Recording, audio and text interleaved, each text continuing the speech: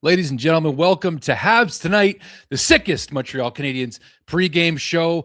The Anaheim Ducks are in town to face the Montreal Canadiens. Jacob Fowler will be in the net tonight. Brendan Gallagher is back in the lineup tonight. Bolduc is out. We got to talk about that. We're going to talk about a lot more with Pierre Maguire and Tony Marinaro joining us. And you'll see him later on again tonight. The postgame show, it's on the rest of the season. For now, the pregame show in 3 minutes. See you soon.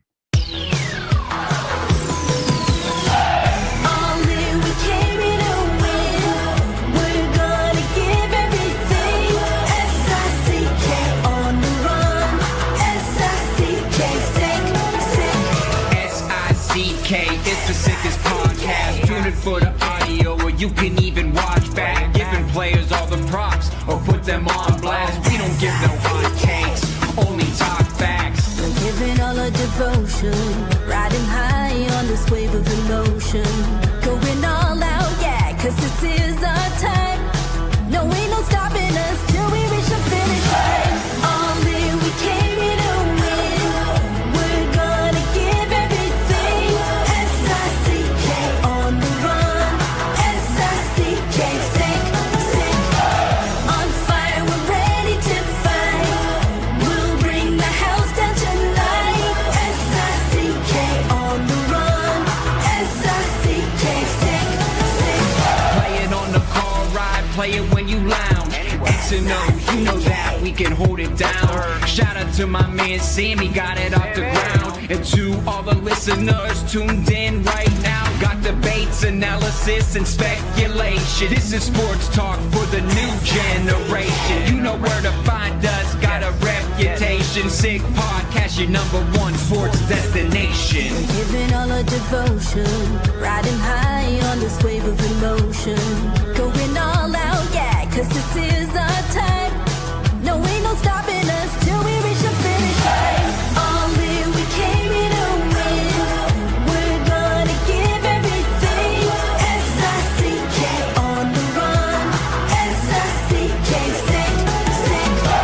On fire, we're ready to fight. We'll bring the house down tonight. S-I-C-K on the run. S-I-C-K, sick.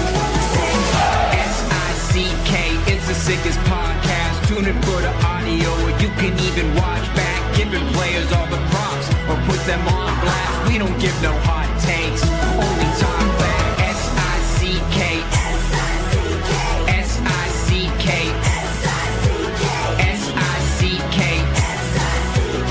S-I-C-K, S-I-C-K,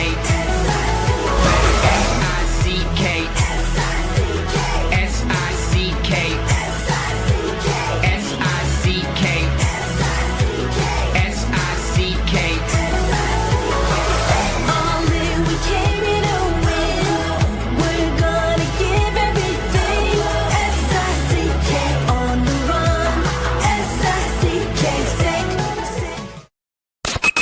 You're watching Habs Tonight, powered by Sick Media.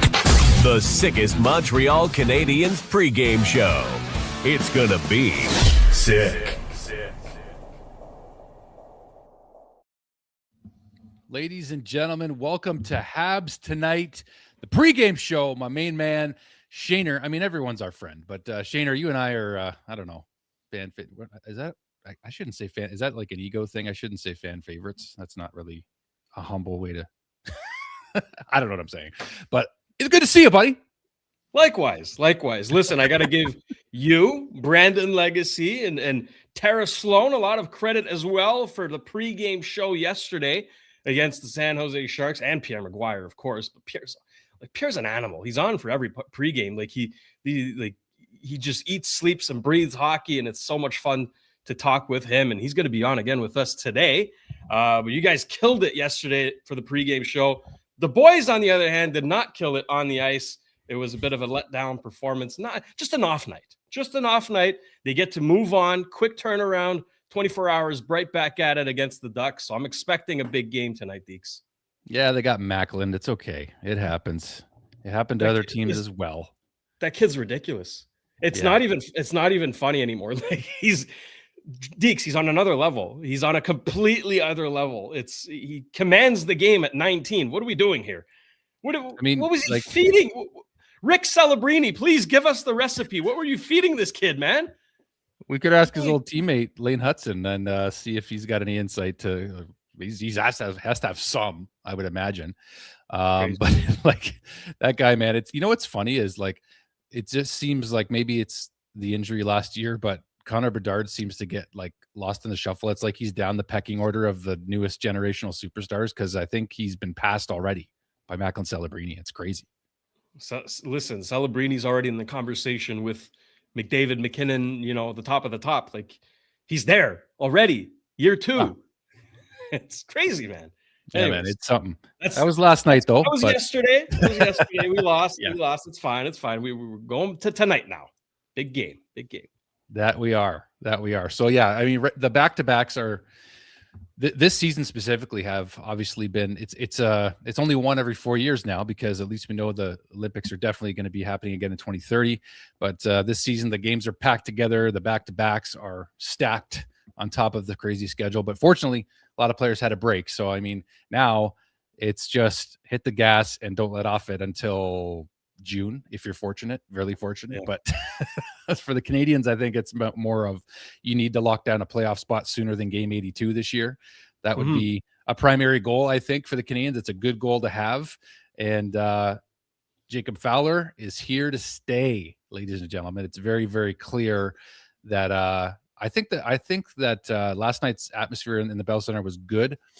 And it's a Saturday night, mind you, of course. But I mean, I think that the Sharks with an H seem to take a bit of the wind out of the Canadian sails at times. I mean, it was their night from an overall perspective. Montreal's mistakes were magnified, and the holes in their lineup. I don't know about holes in the lineup, but maybe in their game. There's work to be had here, right? So we're going to need to see some improvement tonight. But I don't know that I blame Jakub Dobeš for the loss necessarily. No. I think it's more on the team and playing in front of him in their own zone. And let's see how Jacob Fowler answers the bell tonight against the Ducks team, who has not fared well lately. They're not going to be in a good mood coming into the Bell Center, getting shut out by the Senators yesterday. Yeah. I think, right? Could be wrong. 2-0. That's right. They lost 2-0.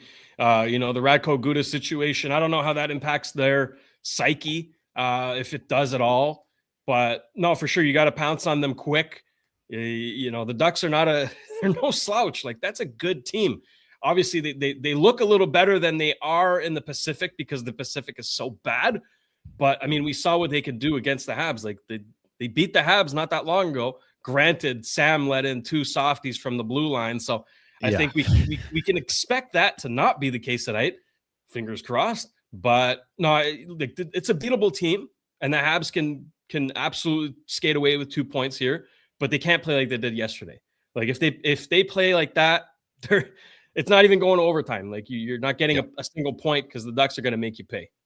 They're going to have to fight for it tonight. I just don't think that it's just every game is going to be a grind, especially against teams that have the ability to compete to the level that the Ducks have this season. I mean, second in the Pacific right now. Like I think you mentioned that.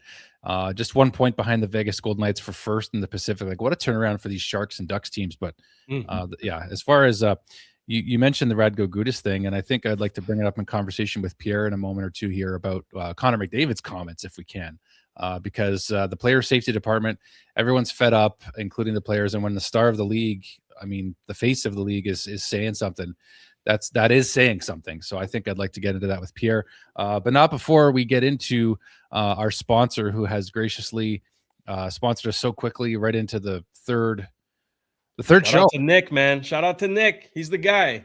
Insta Customs, Nick. Thank you. We appreciate it. We really, really do. It does help us move this thing along and really get it going. So from Insta Customs, let's get into this here. It's the cheapest t-shirts. If you're looking for the cheapest prices on wholesale apparel in Canada, you'll find them at cheapesttshirts.ca. Proudly Canadian and trusted by thousands of customers from coast to coast. They deliver unbeatable value every day. You'll always get the cheapest prices, plus same-day shipping and even next-day delivery, so your order arrives fast. With over 1,000 products and more than 36 trusted brands like Gildren, Jerseys, American Apparel, M&O, and Comfort Colors, the selection is unmatched. matched. Whether you're shopping for t-shirts, hoodies, crew necks, hats, tote bags, polos, aprons, tank tops, and so much more, you'll find it all in one place. Cheapesttshirts.ca is the go-to source for teams, businesses, events, apparel printing companies, and resellers. And it's also perfect for individual shoppers who just want the best deals on everyday apparel. Plus, enjoy free shipping on larger orders and a simple, easy-to-use website that makes online ordering a breeze. Get the cheapest deals in Canada today at cheapesttshirts.ca. And without further ado, I think we can bring him in. Pierre Maguire, ladies and gentlemen, joining us as he usually does for these pre-games. He's been a huge help to get this Habs Tonight pre-game show off the ground, and we thank him for it. Thank you for joining us, as always, Pierre. Andrew, Shane, nice to visit with you both. I was disappointed last night. I'm not going to lie. Yeah. You're not alone. I don't think you're alone. Yeah, no, I mean, look, I like the way Andrew said it, Shane. The truth of the matter is they got Macklin. You know, this kid's really special. We talked about it. And I talked about it, Shane, yesterday with Andrew and Brandon. Think about the legacy program that he was part of at Shattuck St. Mary's. It started with Zach Parise, moved to Sidney Crosby, and then it goes to Nathan McKinnon, and then it goes to Jonathan Taves, and then there's this gap, and it goes to Macklin Celebrini. And you just think, like, just position it. Parise was a center, ended up playing wing. Crosby center. McKinnon center, Taves center, Celebrini center, but in the Olympics played wing. Like, you just count where that kid is right now, and you look at the people that came before him, it's pretty amazing. It's pretty darn amazing. Oh, listen, I could do a whole show on Macklin Celebrini. I'm enamored with this player.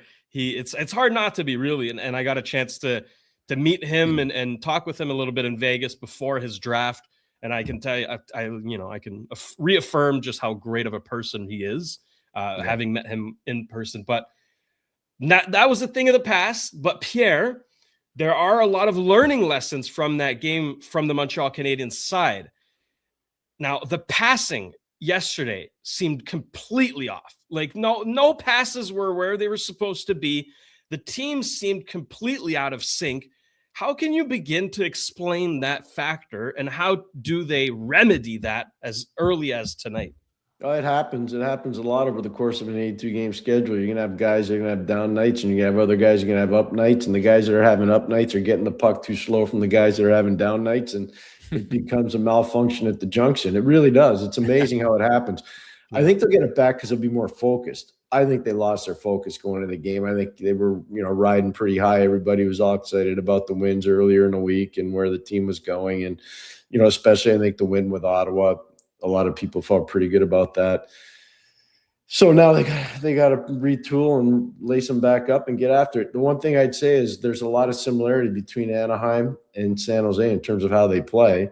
Yeah. And if you think Macklin is a good player, and obviously he is, and you think Will Smith's a good player, and obviously he is, wait till you get a load of Cutter Gauthier. Wait till you get a load of Mason McTavish. Leo Carlson. I was going to save him for last.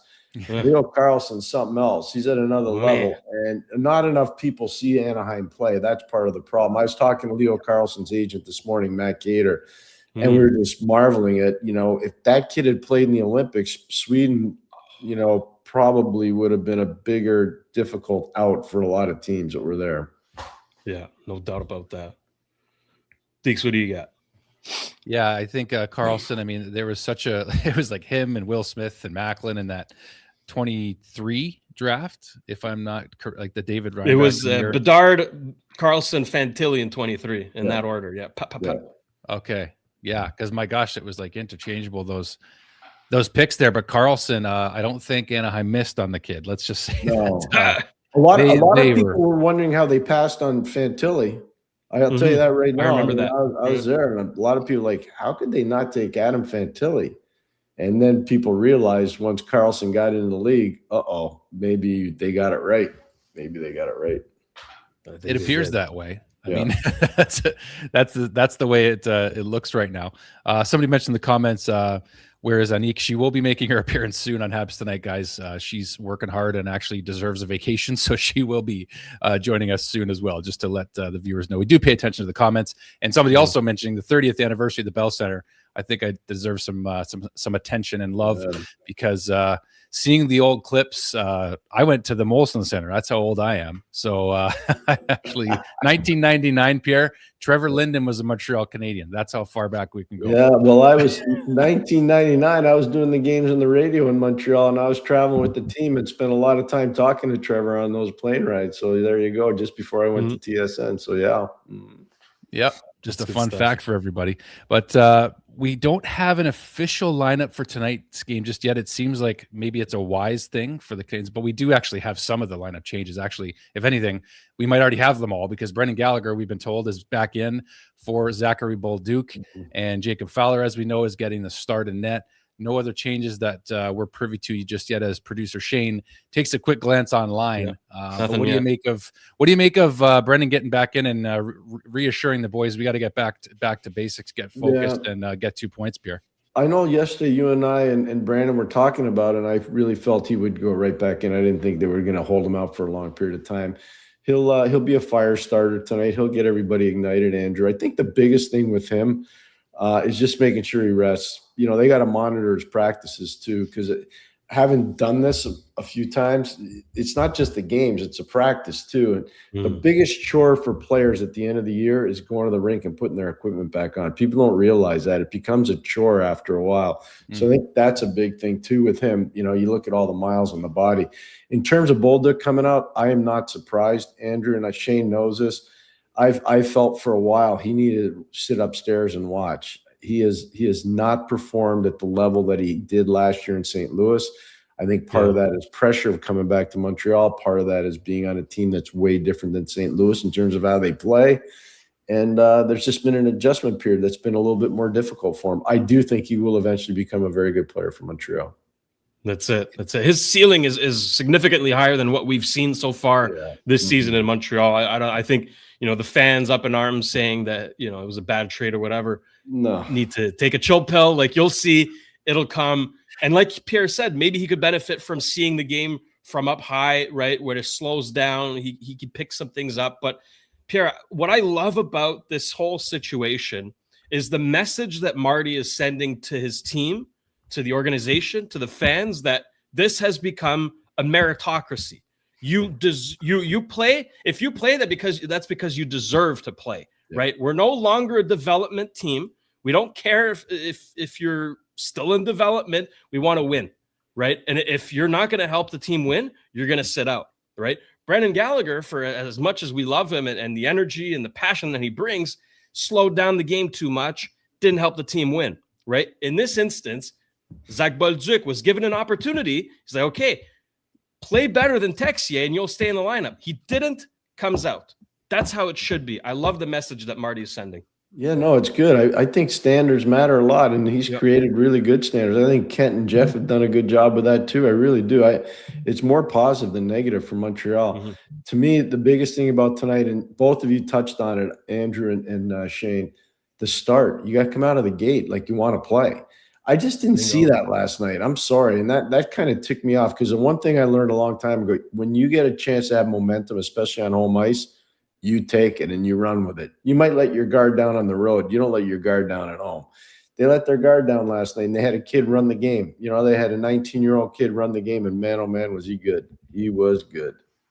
A friendly reminder to those that are concerned about Zach Bolduc, by the way, we had the same concerns about Alex Newhook. And I think fans have let off on him, and deservedly so. I mean, don't get me wrong, a big injury, of course, at the beginning of the season. But before that, I mean, I was actually in the Bell Center against the Utah Mammoth for that dangle he did on JJ Peterka. I'll never forget that goal, I don't think, because I saw it live. And I just think that it takes players a while to adjust to Marty's, I don't want to say system. I know he's a concepts versus system guy. However, I do think it's going to, I think it's a good sign, Pierre and Shane, that this process, though it may take longer, it's going to be more worth it in the long run as they build towards being a contender, because if it takes longer, it means it's going to be worth it. There's no quick fixes here. That's right. Yeah. There is no quick fix. That's what I love about what's going on right now. The one thing that I'd say, and this is where fans might argue with us, to say, well, why'd they bring Fowler up? Because he's ready to be called up. He's ready to be called up. David Reinbacher hasn't been called up yet because he's probably not ready to be called up. They were actively looking for a right defenseman at the trade deadline. The price points became too high. Why isn't Owen Beck still with the team? Because Owen Beck's not ready to be still with the team. Why isn't Florian Xhekaj up? They need a little bit of thump on the back end, that bottom six forward. They don't have him up because not ready to be up. I get it. And I was one of the guys saying they got to have Xhekaj up at the start of the year. I was one of the guys saying that. But I watched the games too at the American League level. It's okay. Fowler's ready for this.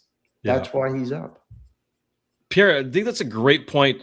And it just goes to show how in touch the entire organization is with their players, right? Yes. And you talk about this on the eye test all the time, right? It's internal evaluation. How do you evaluate your own players? And also, how do you track their development? You see if they are ready or not. They know without a shadow of a doubt, and I think we all know that Jacob Fowler is ready. But a lot of people were calling for David Reinbacher to potentially be called up because you see the hole on the right side. And, yesterday, Carrier didn't look good on a few occasions. A lot of people say, call up Reinbacher. There's a reason why he's not been called up. And it's beyond just the financial and the limited amounts of call up that you have. It's also the fact that he is just finding his stride now in the AHL. You want to let him pick up steam before you send him up to the big leagues. So I think that's a great point by you, Pierre. I'm very curious about this, the power play, okay? Because yesterday they had, I believe, 3 or 4 opportunities. At least 3. Goose egg, nothing. And not only that, they didn't generate anything. Like, it wasn't even close. It's not like they got goalie, right? So where did they go wrong? Help us figure it out, Pierre. No urgency, number one. You got to outwork the penalty killers. We didn't see a lot of that. Number 2, wayward with the passing. Both of you touched on it at the start of the show. The passing was abysmal, and they were really not secure with the puck. So you put it all together. Entries are bad. Passes are off. Timing is off. Guys aren't hustling. They are outworking you. They want to clear the puck. I mean, San Jose was just better than Montreal last night. It'll be better. I believe the power play will be better tonight. You'll see guys harder on the puck. More straight line plays, less fancy stuff. Like, stop with this curl and drag and all the back blind passes and the hope passes. That'll be out of the game tonight. I believe that. I think they'll play a hard straight game tonight. I really do. Mm-hmm. Perfect. Yeah, too many passes. I remember. I think Pierre and I thought the exact same thing, and it might have been against Ottawa or somebody else, where Slavkovsky had such a good look. It was like just put a shot on net and he passed it. Down the middle. I'm like I hate being an armchair GM or coach sometimes because you can't help it, right? Yeah. So yeah, you're right. I have good news for Canadiens fans. Alexei Cornway just backstopped Cornell to a 5-2 win over Harvard. So he was the 145th pick in the 2025 draft. They will be moving on to play in the ECAC Frozen Four, which takes place next week, Friday and Saturday at Lake Placid. And Princeton will be there. Cornell will be there. Big upset. You're going to be there, Pierre. JF Wool, big upset. They beat Quinnipiac on the road. Yeah. So JF Wool, the former coach in Laval, will be there as well. So, yeah, lots of stuff going on. And correct me if I'm wrong, but you're going to be there, Pierre. I will be there working, broadcasting along the games. with That's right. Jimmy Murphy from the eye test will be there on the road. The old eye test will be on the road again. There we go. And prior to that, you're both going to be here in Montreal. Yeah. Well, I hope I get a chance to run into you. Well, I'm sure I will, but yeah, Tuesday would be good. We're looking forward to Tuesday at Hurley's. Hurley's is a fun spot. Live eye test at 4 p.m. Tuesday, pregame before the Boston Bruins, Montreal Canadiens at Hurley's Pub, downtown Montreal. You want to be there, folks. It's going to be great. Then I'll stay to do the pregame show with you and Drew and maybe Brandon. It'll be good. Hey, I'll take the Metro. I'll meet you at Hurley's. I'll be there. That's good. Absolutely. Good. Let's set that up. Sounds like we got a fun show for Tuesday. We might have more if the Lord is willing. We might have more for you on Tuesday. I'm working on something. Anyway, like no promises yet because I can't do it. Hint, hint. Yeah, well, yeah, I'm now nervous because I'm like, oh gosh, I don't want to upset our fans.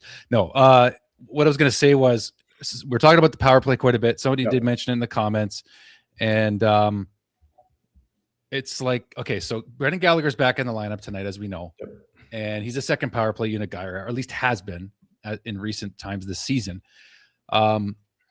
Is there a point where Patrick Laine gets taken off of injury reserve if the power play is still not clicking? And like, I mean, I don't know where else you use them, and if they're still going to struggle there. The questions keep coming back to Laine. Is there anywhere in this Canadiens lineup for him the rest of the season? Honestly, Drew, I don't think so. I just don't think so. And I would rather reward a guy that's played all year. And for instance, I'd go with Joe Veleno. I'm not talking about power play, but get Joe in the lineup, get Zachary Bolduc back in the lineup.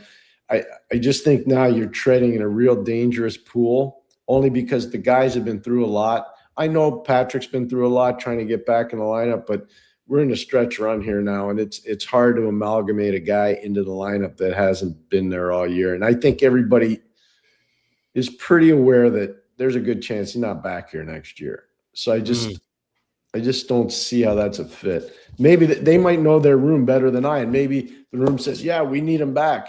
And if that's the case, I'm sure they'll think about it. But I would say at this point, probably not. Yeah. I'd ask Pierre, you mentioned, yeah. Pierre, you mentioned that, not many people on the East Coast take a look at the Anaheim Ducks, right? They're not exactly familiar with the team. Habs only play them twice a year. So let's familiarize the viewers with the Ducks a little bit. Tell them what the Habs are in store for tonight. And may I add, a new member of the Ducks is making his debut tonight. John Carlson will be suiting up for the Ducks. How do you think that's going to play a role in the game? Darn it, a lot. I think Johnny's a good player. He's been a good player for 18 years.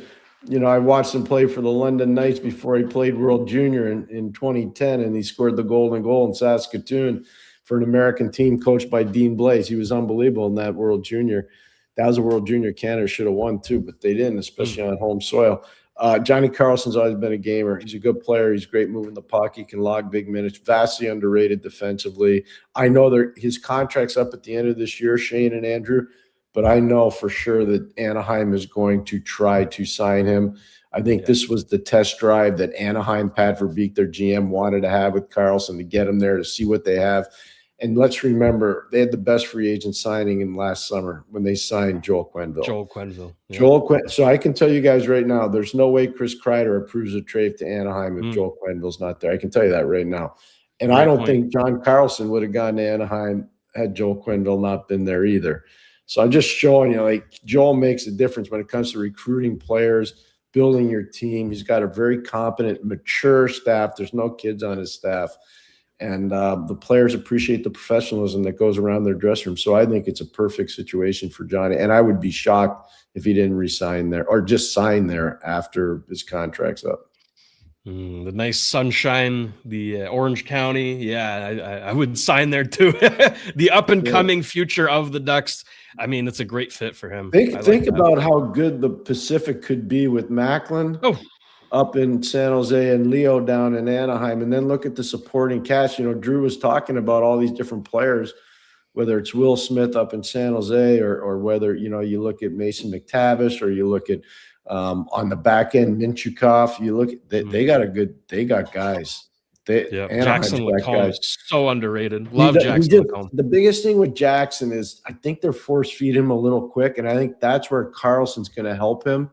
Exactly. He's trying to do too much with the puck. Like I watched him play with Brock Faber at Minnesota, and they were really good together, but they helped each other. They were dominating. I see this guy now trying to do the same things, and he's not ready for that yet. And Carlson, I think, will alleviate some of that for him. Exactly. That's going to make a big difference. Oh, I want to throw back at Seneca. Well, I'm glad you're bringing him up. I watched him yesterday. He's like one of those silent assassins. He looks like he's 10 years old. And he just freaking rips the puck all over the place. He makes plays. He's not shy. He's a talent. Wait till 2 years from now, 3 years from now, that kid's going to be something else. Like Anaheim, I really think Anaheim and San Jose are going to run away with the West in the next 3 to 5 years, they're just going to be crazy good. Easily. Now, goaltending is something that the Ducks, it's been up and down this season, right? Probably, I don't know if it's confirmed yet. Should be Dostal in net tonight. Not confirmed yet, but he's expected to start. By the way, sorry, Shane, to cut you off. Husso yesterday, that game could have been 5 or 6-0 in Ottawa had it not been for Ville Husso. He played a tremendous. I got to think Dostal's playing tonight, I would imagine. Exactly. So this season, he's got an .891 save percentage. It's been, like I said, up and down. Sometimes he'll steal a game. Other times he'll actually cost his team the points. Is there anything that you can pick up on the fact, like, oh, Dostal has issues with these types of shots or these types of plays? Like, what are some of his deficiencies, you think? I think right now is the immaturity of their defense.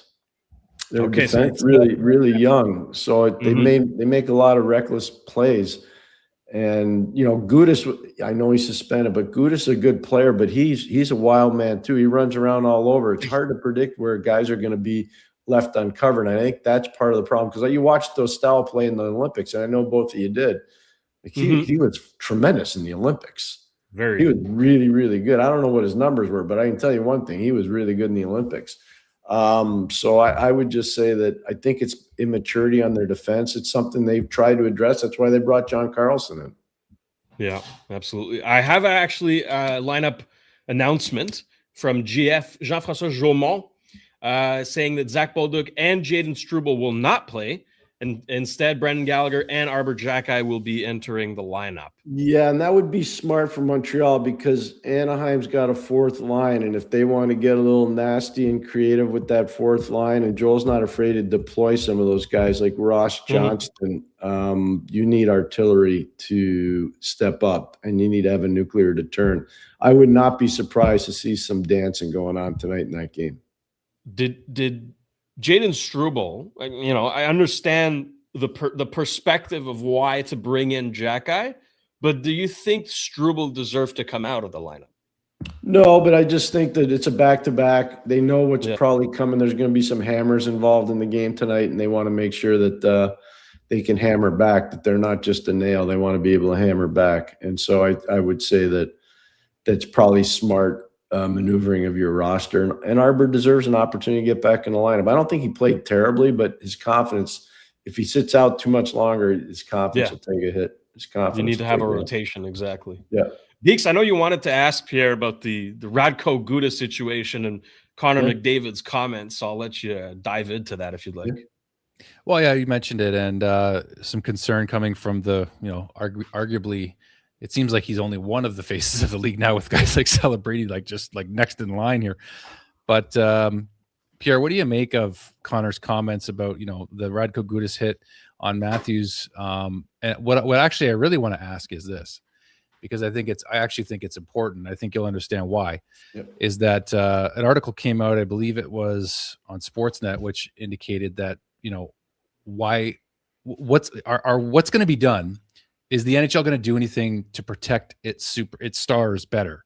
And my question is, why not? I understand the financial implications of superstars in sports and how much money is invested in these players, and maybe that's where my argument is hard to have as much solid ground beneath it. But I'm just curious, though, Pierre, are you of the opinion that if the Department of Player Safety is going to have a review and change the way they do things, shouldn't that apply to all players and not just stars? I'm glad I'm your friend. I am. I mean it, because that's such a great opinion. It's so perfectly said, and it's so right on. If you dress for an NHL game, you're an NHL player. You should be just as protected as a superstar player. And cheap shots should never happen. They do happen, unfortunately, because passion gets involved, intimidation gets involved, bad messaging gets involved, frustration gets involved. So I understand that. But Andrew, the way you just presented that is so brilliant. It's so good. It's so appropriate. I think every player needs to be protected. I watch games in every league. College, just watched one this afternoon. East Coast League, American Hockey League, SHL. I watch all the leagues. And I want to see every player protected. I understand guys get hurt. Heck, When I played, I got hurt a lot. But I get it. I understand. But I want to see players protected from cheap shots, every single guy. And, people say, well, that's why we have the policemen to protect them on the ice. What about the referee? The referee should have more power than anybody. Yeah. Should have way more power than anybody. And this is why I have this theory. And I don't know if you guys will agree with me or not. I've been espousing it for a long time now. There should only be one referee on the ice, 2 linesmen. The other referee should be upstairs in the press box in his own cubicle with the video monitor system, with direct communication to the on-ice referee, not the linesman, just the on-ice referee. And if the players know there's an eye in the sky, we're going to save a lot of these referees wear and tear, because part of the problem we're having this year, way too many young guys have been rushed into the league and they're making mistakes. It's not their fault. Trust me, these guys are so professional. It's unbelievable. But they're not ready. It's like a player. You don't rush players. Well, we're rushing referees because guys are getting hurt, especially the older guys. I think I could be wrong, but I think that Wes McCauley's doing like his 250 or 2,500 game tonight, something like that. Crazy. Wow. Chris Rooney's done like 1,500 games. Think about if a player was doing that stuff. So, like, I've broadcast over 2,000 games, and I'm telling you, there's wear and tear in that. I can't even imagine what officials are going through. So I'll just tell you right now, I really believe that that's something that has to be looked at. And I want, to Andrew's point, and I'm sorry for being long-winded, but I think he said it so well, every player that wears an NHL sweater should be protected. They're all under the same rule book, every single one of them. Spot on. Spot on. I couldn't have said it better, Pierre. And on to, the player, the Department of Player Safety, quotations. Listen, it's every time there's a ruling, a hearing or whatever, there's debate and confusion as to what the sentence will be, if there will be a sentence, what merits a certain amount of a sentence. There doesn't seem to be consistency, and that plays a part as well with the officiating. But with the Department of Player Safety specifically, how do you think they can improve? Because it's clear that there's a disconnect, but we can't quite put our finger on it. Like, where did it go wrong here? I don't know where it went wrong, and I really respect the guys that do that job. It's a really hard job. Because you got two sides lobbying you, and the two sides that are lobbying are usually very powerful general managers and or owners on either side. It becomes a very difficult thing to sort out. I'll give you an example. Brad Marchand should not have played in the Winter Classic. No, he should not have. For his hit on Michael Matheson, he should not have played in the Winter Classic. Correct. But they had already sold him as an iconic figure in that game. They couldn't take the step back and say, no, your bad behavior is going to put you in the sin bin and you're not playing in the game. They got to think about that. And, that's one part of the problem. The other part of the problem, I think, is, and I'll use this as an example. If a player takes a penalty in overtime and the penalty still has time to go, he's not taking the shootout. Why would you give bad behavior another opportunity to try to win a game? Yeah. No. If they do it in house league with 10 seconds or 15 seconds or a minute to go in overtime, you're not taking the shootout tonight. Sorry. And yeah, I agree. If my nephew can't do it, NHL players shouldn't be able to do it. That's all. So I mean, we got to get to a standard. Now, I just say this. I know people go after George Parros a lot. Trust me when I tell you, George Parros is a really smart guy, man. I'm telling you. Like, I watched him play at Princeton. I've talked to him many times. He's a really smart guy. I'm just telling you. He wants to do the very best thing he can. I would not want to be in that position because you get abused every day. Do you think they would benefit from being more transparent in the sense, maybe not more transparent, but maybe communicating better, like explaining some of the sentences, the reasoning behind them? Because I feel like that's where the confusion stems from, and that's why a lot of people have brought up the idea of having a a referee talk to a media member at the end of every game to explain. Right.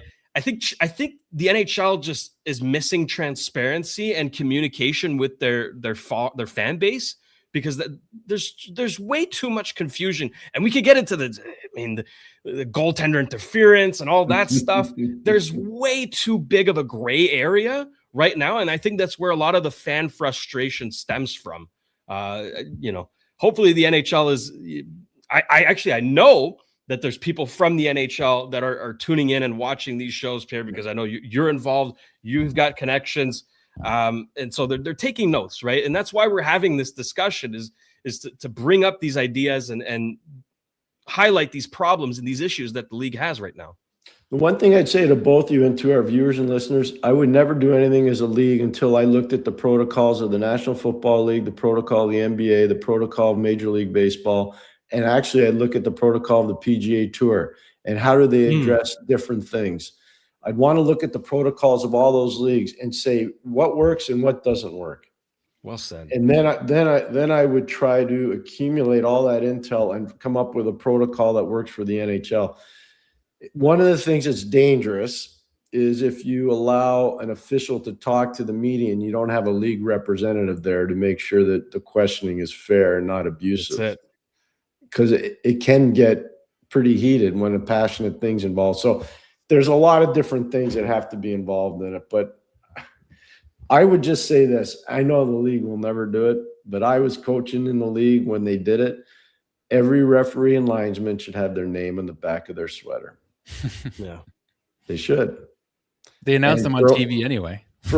Yeah, they do that. And, it's to the point now where coaches and assistant coaches have to put up charts behind their bench with the guy's picture and his name underneath because they don't know who they are. Yeah. Because they all wear, back in the day when Kerry Fraser didn't wear a helmet, you knew who he was.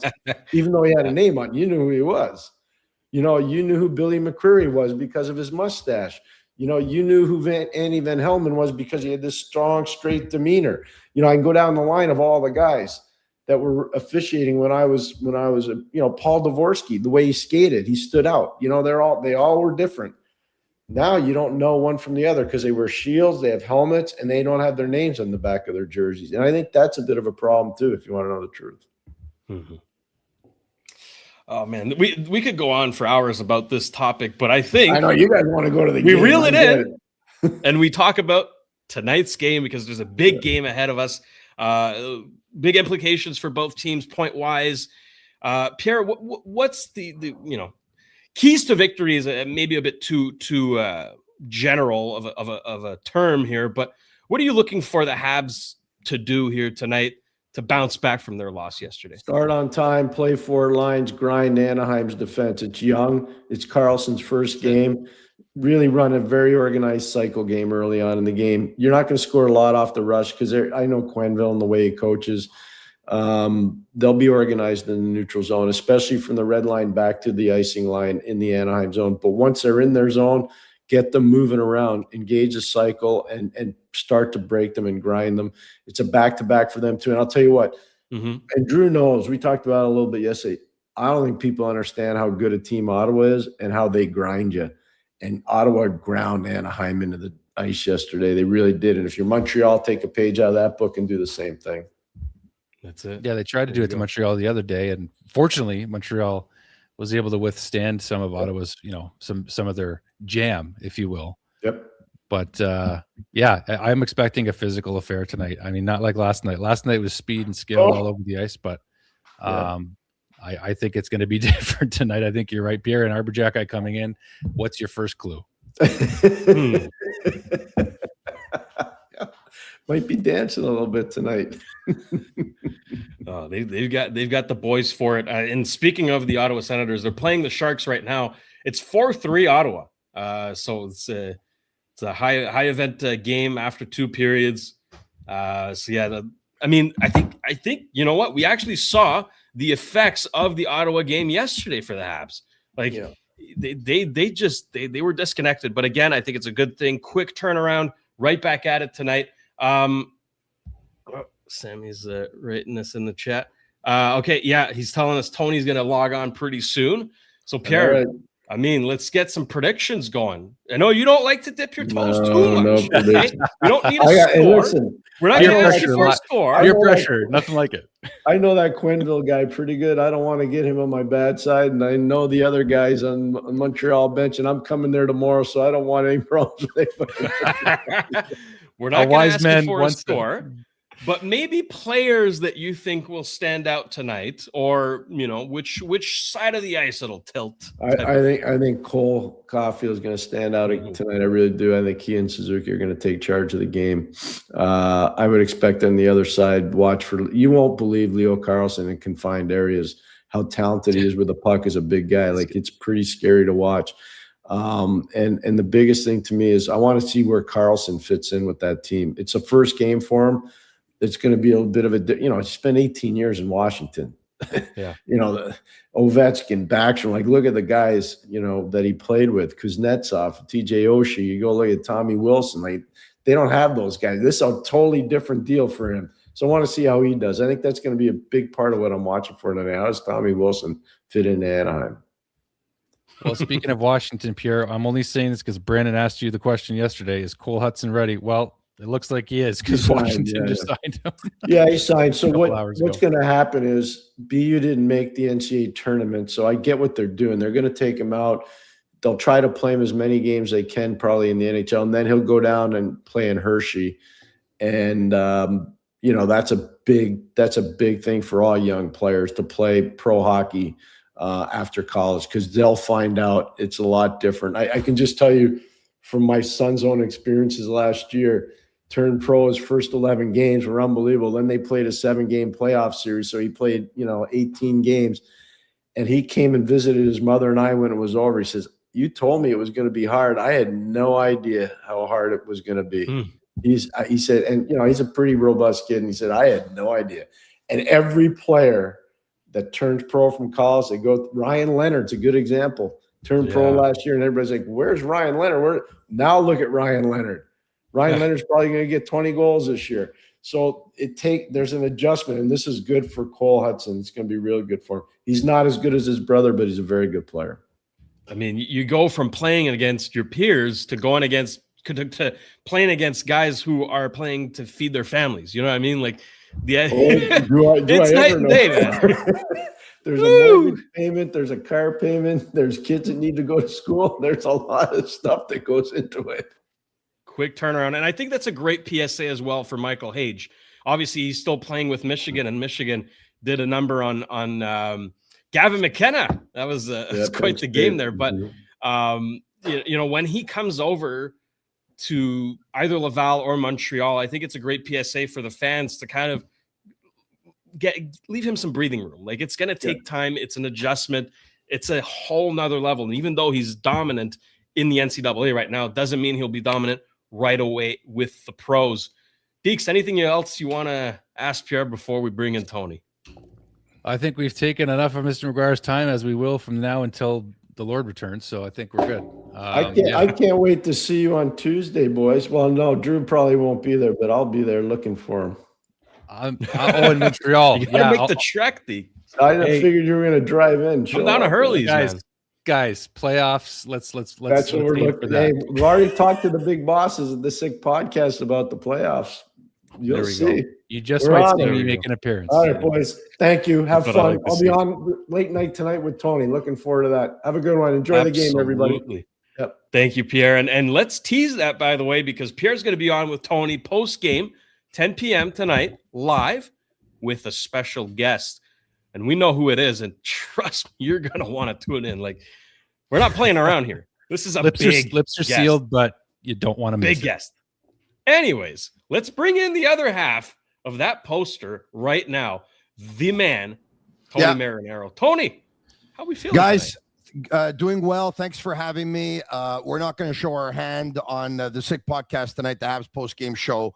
What we'll do is it's kind of like Royal Rumble style, right? So you put the counter on type of thing, and you don't know who's going to come through those curtains. I love it. Who's going to come on the show. And if you weren't watching the last Sick Podcast, you missed out on, obviously, myself and Pierre Maguire, which was to be expected. Mm-hmm. But you probably did not expect former Montreal Canadiens goaltending coach Stéphane Waite, who was Carey Price's goaltending coach for a very long time. And that came right after the Canadiens win over the Ottawa Senators, with Jacob Fowler stopping 32 of 34. If you missed the last Habs postgame show, you would have missed TSN hockey analyst and their director of scouting, Craig Button. You would have missed Global TV Montreal's Brian Wild. So what we'll do tonight is just tease you with this. The guest that will join Pierre and I on the Sick Podcast, the Habs postgame show tonight, has never been on with us before, has never been on the Sick Podcast before, has a ton of opinions, is widely respected, and is not afraid of his opinions. So you're not going to want to miss this. That's all I'm going to say for now. I don't want to give it away because we're going to play a game of surprise here. And I think we've surprised quite a few people over the past couple of days. And speaking of surprises, I know you got wind of this, but we announced earlier today that the Sick Podcast is now going immediately after every Montreal Canadiens game between now and the end of the Canadiens season. That includes weekends, and that obviously includes playoffs. So for those who were unaware, we've been going for a good 3.5 years now, Monday to Friday at 10 p.m. Eastern. Well, we're going to continue to go Monday to Friday at 10 p.m. Eastern, but we're going to go immediately after every Canadiens game. So if a Canadiens game ends at, 9:42, we're going to try and jump on at, a couple of seconds after the game is over. And once again, when the Canadiens are not playing, you can expect the Sick Podcast at 10 p.m. in English, and the Sick Podcast, which talks everything Montreal sports, Quebec sports, and the sports around the world, with a strong emphasis on the Montreal Canadiens. And what I love about the show, besides it's my own, is that we try to give it a different flavor, guys. I've seen it happen all too often in this business, where the challenge of having more than one show is copying the show, and it sounds the same or it looks the same. So the background of Le Sick Podcast en français is in a studio in Ville Saint Laurent, different than the background that you'll find here at the Sick Podcast in English, which is from a studio that I built in my own home, number one. Number two, the collaborators that you'll find on Le Sick Podcast du lundi au vendredi à 10h le matin, Monday to Friday at 10 o'clock in the morning, en français and French, are different than the collaborators that I have on my English show. With the exception of maybe a couple of times a year, you might see one on one and then on the other. So it's different collaborators, it's different opinions, it's different themes, it's different concepts, it's different ideas, it's different suggestions, it's different opinions, and it's different. And what I love about the Habs Tonight, as a compliment to the Sick Podcast and Sick Media, is you have someone different here in Drew Deeks. And when he brings Brandon on, he's different. And when they bring a Nick on, they're different. And so different opinions there, a different look of the show as well. So right now, look, I really believe, and I don't think I'm being biased in saying this, is that we have become a one-stop shop for Montreal Canadiens fans all over the world, in French and in English, in the morning, in the afternoon, evenings, at night, and now on weekends. Pretty happy about it, guys. It's over. Yeah, it's a lot of hard work that people don't always see, Tony. I think that's the other thing, is that behind the scenes, I mean, this is a competitive business, and I'm still practically a rookie by comparison, but I will say that the hard work hasn't gone unnoticed by your viewers and your loyal listeners over the years. And competition is a good thing. Healthy competition is a very good thing, because it brings out the best of the best. So I think that that's something that you should be Proud of it if you're not already. And we're rising to the occasion, baby. And look, I got to tell you, I mean, we're doing this by popular demand. There's been a lot of demand for it. People keep asking and asking. We've been trying a way to pull it off. It's funny because I stepped out with my wife today to try and have some family time because there hasn't been much of it. And the second I got in, I took a look at my phone and I went on Facebook. And I took a look at the post where we said, you know what, you wanted it, you got it, and stuff like that. And there's a message from someone who says, did you break up with your wife or what? Because obviously I'm working on weekends too now. And no, not yet. But this might be it. I have to tell you, if we're going to make it through this, we'll make it through anything. But if there's going to be a point where we're going to break up, this is probably it. So Agnello and Sammy, damn you for putting me in this position. Damn you. Angie's a trooper. You guys are the best. Tony, we have a game in 4 minutes. Yes. The Anaheim Ducks taking on the Montreal Canadiens in the Bell Center. John Carlson making his Ducks debut. Confirmed. Arbor Jacki taking Jaden Strubal's spot. Brendan Gallagher coming in for Zach Budzik. Jacob Fowler in net. How do they bounce back from yesterday's loss to the Sharks? Well, I got to tell you, I was in attendance last night, so I went to watch the game last night. And one of the things that I was wondering, I said, you know what? Okay, the Canadiens didn't play a terrible game, but they had some bad decisions with the puck. They didn't control the puck very well in the neutral zone, and it just seemed like every mistake they made, the Sharks made them pay, especially Celebrini, and obviously that shot was unbelievable. I think the puck is still stuck under the crossbar. Like, it was incredible. Yeah. I make my way to the locker room after the game, guys, and I have to tell you that I had Eric Engels on, who's a regular collaborator on Mondays, and I had him on last week, and I said to him, I said, we started talking about Brendan Gallagher, and I am one who loves Brendan like everyone. Like, I don't know anyone who doesn't love Brendan, but I think load management will be good for Brendan and will be good for the Montreal Canadiens. And I talked about it with Eric, and Eric said, I wouldn't take Brendan Gallagher out of the lineup. And I said, why not? And he said, because of all the stuff it's going to cause. And I says, what do you mean, from him? And he said, no. He's so loved in that locker room. I think that locker room will be very upset if he's out. I'm going to say this. Marty St. Louis told us yesterday that, you know what, it was a hard day and Brendan took it like a pro, and it was probably more difficult for Marty himself than it was for Brendan.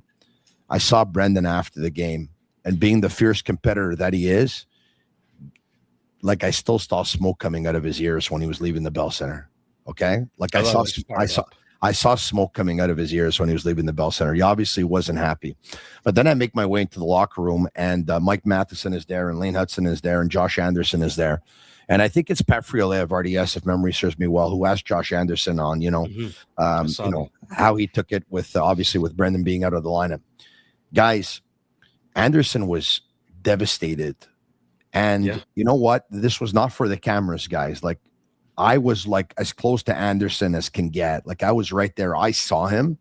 I saw the body language. I saw the emotions. I heard the emotions. I saw I could feel what he was feeling. And when I left the dressing room last night, I'm trying to remember who I made a comment to. But anyway, I made a comment to a colleague that I think it was JF Chamon, actually, from the Journal de Montréal. And I said to JF Chamon, I said to him, Jeff, that wasn't acting, man.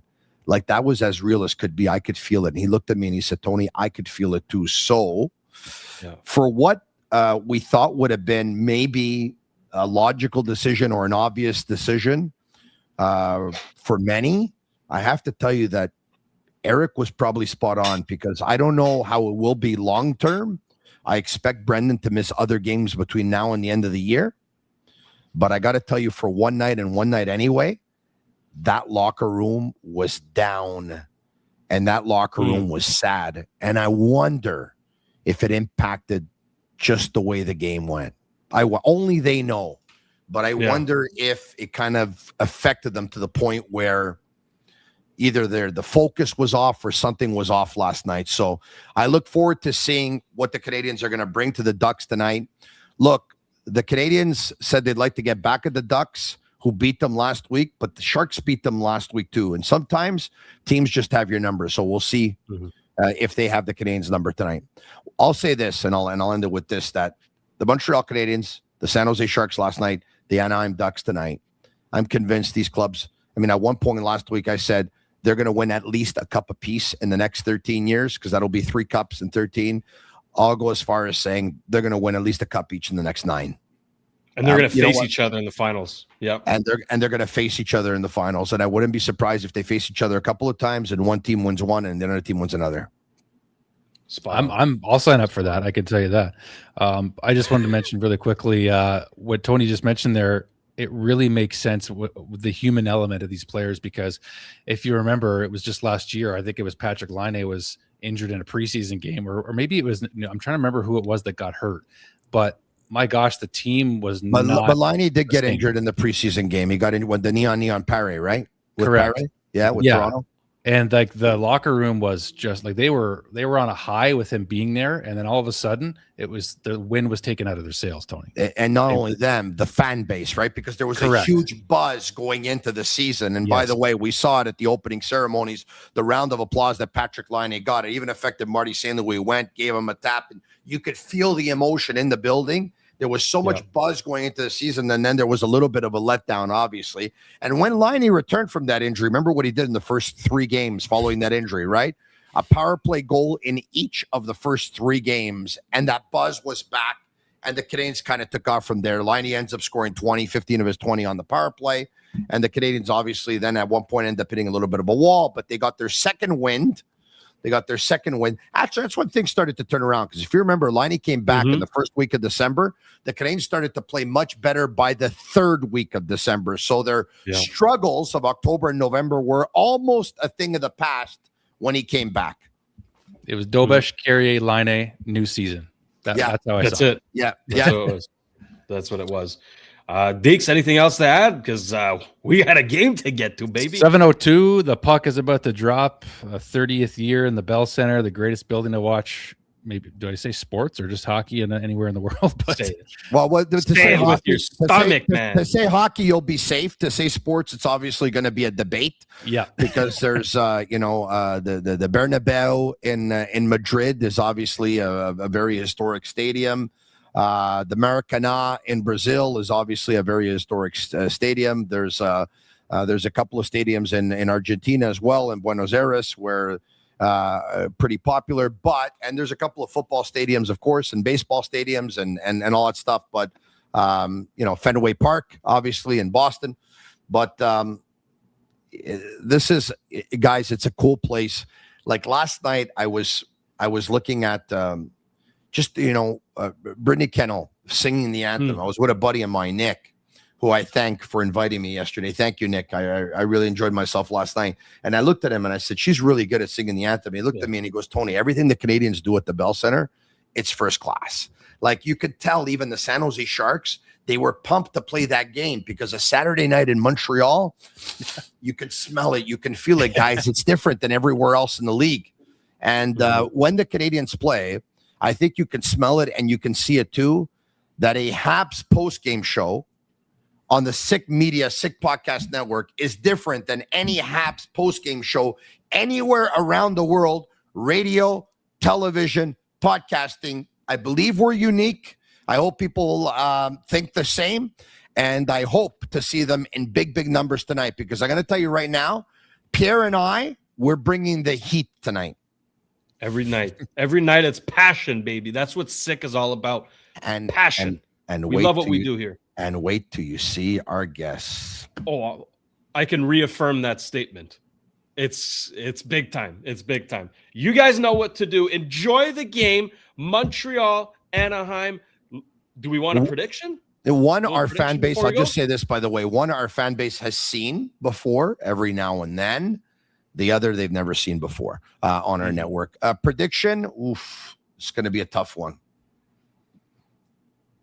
It'll be a tough one. It's a really good team, guys. It's going to be a tough one, but tonight's game is so important, guys. 2 points up on Boston, 2 points up on Detroit. 1 game in hand on the Bruins, 2 games in hand on the Red Wings. The Canadiens host the Bruins on Tuesday. They visit the Red Wings on Thursday. This is the game that you need to, just in case, because obviously, look, those 2 games are 4-point games. You need to win those games. But a loss or a point dropped in one of those games hurts 3 times more if you lose tonight as well. This is the game in hand that you need to win tonight. This is it. 3-2 Montreal in overtime. I like it. Gallagher, Jack-Eye, Fowler. Let's go. Yeah. That's all I got. I'm calling a Galley goal. Calling it right here. I already Galley's picked him on my – yeah, That's I it. already picked him. Go on Betway. Put a few bucks on a Galley goal. That's what I'm Beckett telling Seneca gets the tying goal. Demi Dove gets the winner. you. Ooh, I like it. He got a taste of it the other night. He wants more. He's Yeah, hungry. He wants I think more, so. Tony. Great show, guys. Lock it in. Lock it Thanks in. for Tony, having me, you're the man. best. Thank Post-game you. show, Tony, Pierre, and special guests. You're not going to want to miss it. Deeks, do us all the honor and take us out. Should we show the picture of Macklin Celebrini and you? It didn't get shown because we just Might as just well. I for mean, fun. if anybody's doubting what, like, you see Tony in the back there. And if anybody's doubting what I'm saying, Hey, here we go. Like, gotta give the I met boy the his guy. props. We don't want Great this dude. picture to go to waste. That's all. great dude. Yeah. All right, guys. Well, honestly, like the numbers for tonight, I don't know if you know that, but we keep an eye on them while we're working here, while we're talking, and they were outstanding tonight for this pregame show, the Habs Tonight pregame show, powered by Sick Media. Please hit subscribe if you haven't already. Hit the hype button. It means something. It means a lot. It pushes it out to other folks to check us out, and be sure to check out the post game tonight. I know a lot of you are already there practically, but make sure to be there tonight, and you're not going to be disappointed, and you won't be disappointed. We'll be back at it Tuesday against the Boston Bruins. Ladies and gentlemen, it's getting real by the game, and we have showed up right in time to do this with you all, and you guys are the reason we're here. And we thank you all. Thank to the Cavaleros. Thank you to Insta Customs, our sponsor. Thank you to the viewers. Thank you, Shane. Thank you, Cavaleros. Thank you, Pierre. Thank you, Tony. We love y'all, and we'll see you really soon. Go Habs, go! See you soon, guys. And that's a wrap. Hope you don't miss us too much until next time. Follow Habs Tonight, powered by Sick Media, on YouTube, X, Google Play, and Apple Podcasts.